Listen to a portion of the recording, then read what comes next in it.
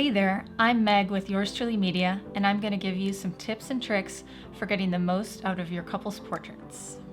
Before you even pick up your camera, it's important to understand what the couple wants. Before the wedding day, get prepared for what best fits them and what they are expecting. What kind of portraits do they want?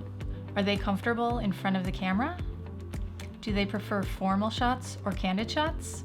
Are they romantic or more lighthearted and fun? It is important to get a variety of images during a portrait session, but we really want to focus on letting the couple's love and personalities show through in the images.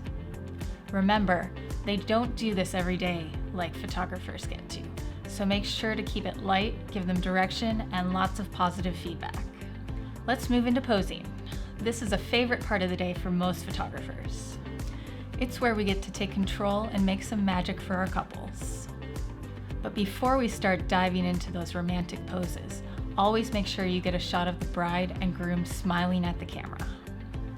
We call this the grandma shot because it's the image that grandma is going to want to print out and frame. These are also the images that will stand the test of time, that they will love forever. For each new location, just grab a quick shot of them both smiling at the camera. Once you start moving into more candid and creative shots, give the couple some starting positions and let them know we will make adjustments if needed. But they will make the poses real just by being themselves and forgetting you are there. Some easy poses to start with are the penguin pose. Have the couple face each other, keep their hips together, and pull each other in close with their arms wrapped around each other. From here, they can look at each other, or he can give her a kiss on the forehead. To change things up, just have the bride turn around. From here, have the groom hold on to his bride tightly over her shoulders, and he can whisper something funny into her ear to try to get her to laugh. Another way to take your posing to the next level is by adding in prompts for your bride and groom. Instead of telling them how to stand, give them something to do. If the bride has a beautiful dress, have him spin her.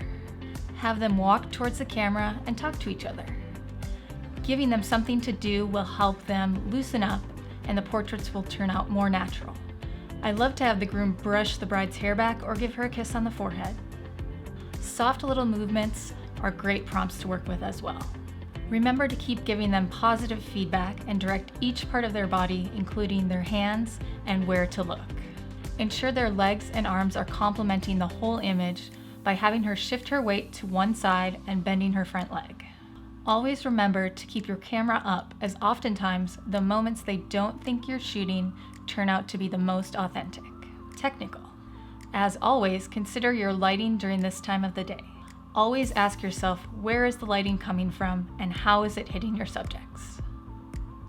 If you're shooting outside when the sun is bright, ensure the sun isn't creating shadows on the couple's faces. Find a space that is more evenly lit, or place the sun behind your subjects to avoid squinting. If you're shooting inside or after dusk, using flash is important to keep the space evenly lit and to help keep your ISO low. Consider using off-camera flash to make the moments more dramatic. Off-camera flash can also be great for a sunset photo, so you can also capture the details in the sky. Expose your camera for the natural light to capture the sky, then set up your off-camera flash to light the couple. For lenses, this is a great time for you to use your primes to get dramatic, soft imagery. Using an 85mm is great to get intimate shots while being further away from the couple, which keeps them more comfortable. A 35mm is great to get shots that capture the whole scene, especially if you're shooting in a beautiful location. When using a wide open aperture on a prime lens, make sure you are still keeping your subjects in focus and crisp. If you're working with natural light, make sure your shutter speed is fast enough to capture motion. Any shutter speed slower than 1/125th of a second may not perfectly capture motion. If you're able to have your second shooter with you, make sure they're capturing a different angle and using a different lens than you. I like to have them use a longer lens to grab close-up candids. Don't forget to grab individual shots of the bride and groom as well. You can always use your second shooter to capture shots of the groom while you get beautiful solo shots of the bride. There's so much that goes into getting great couples portraits, so we hope these tips and tricks help you finesse your skills. If you have any questions, feel free to reach out and we will be happy to help.